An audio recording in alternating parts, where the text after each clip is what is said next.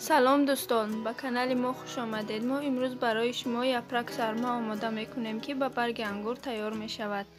برای ما لازم است برنج، فرش، پیاز، یک قاشق تمد، پمیدار میده شده، نمک، مرچ و روغن زیتون. محصولات های آماده کردهمان را همه‌شان را آمیخته میکنیم و من در اینجا روغن زیتون استفاده بردم. اگر در شما نباشد می توانید از روغن عادی استفاده کنید.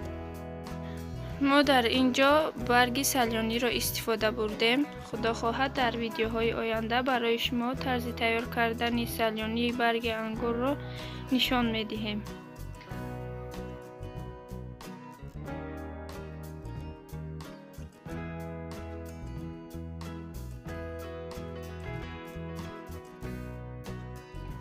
برگ را برای چپش مانده فرش میمونیم و میپیچونیم.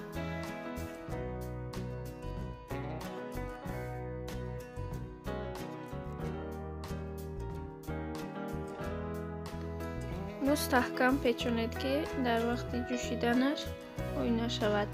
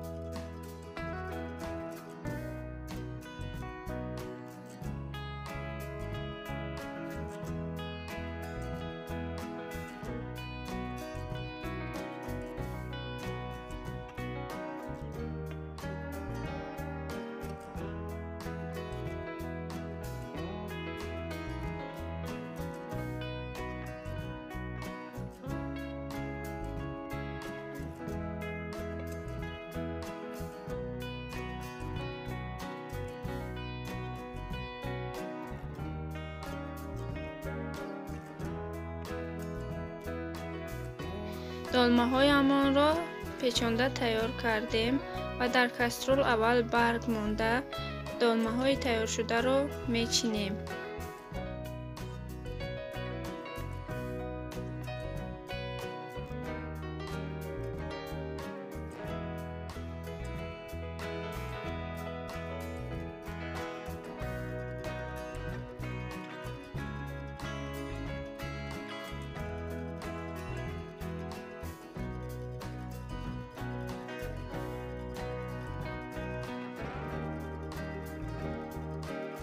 برای باز هم با لذت شدن در بالایش لیمون میمونیم.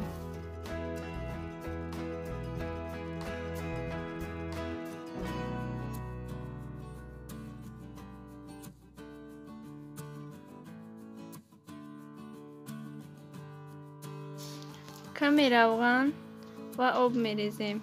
آب را برابر دلمه هایتان ریزید. سر آبی بد نشود که مزه خوراکتان را دیگر می کند.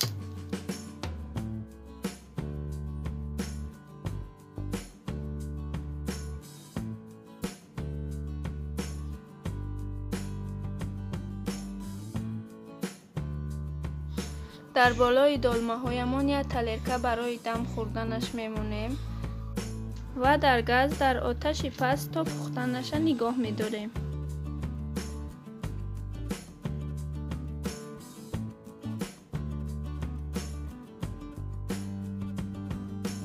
خیلی که میبینید خوراک ما آماده شد.